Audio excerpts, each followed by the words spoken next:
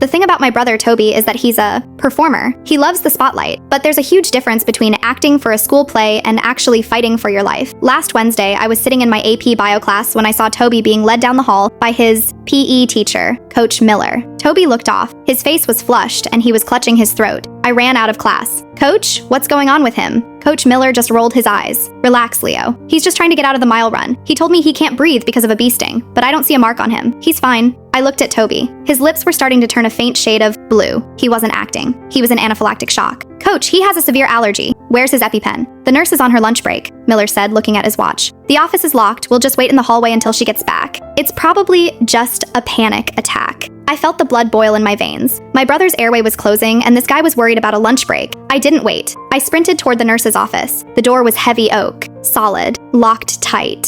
I looked back. Toby was on his knees now. Coach Miller was just standing there patting his shoulder, telling him to breathe through it. I grabbed a heavy fire extinguisher from the wall. I didn't think. I swung it with everything I had. Boom. The glass shattered. The door frame splintered. I dived inside, grabbed the emergency kit, and ran back out. Coach Miller was shouting at me, "You're expelled! I'm calling the police! You just destroyed school property!" I ignored him. I jammed the EpiPen into Toby's thigh. Click. 10 seconds later, Toby gasped. A huge, lung-filling breath. The color started rushing back into his face. By the time the principal arrived, Coach Miller was already mid-rant about vandalism and delinquent behavior. He wanted me arrested. The principal looked at the empty EpiPen, then at Toby, then at me. "Leo, why did you break the door instead of waiting for the key?" I looked the principal dead in the eye and said, "Because I'm the son of the district attorney, and if I had waited for that key, you'd be facing a negligent homicide charge by sunset." The principal's face went gray. He turned to Coach Miller and told him to go to his office and stay there. Toby looked up at me, finally breathing normally, and whispered, "Wait, Mom's a florist. Since when is she the DA?" I just squeezed his hand and whispered back,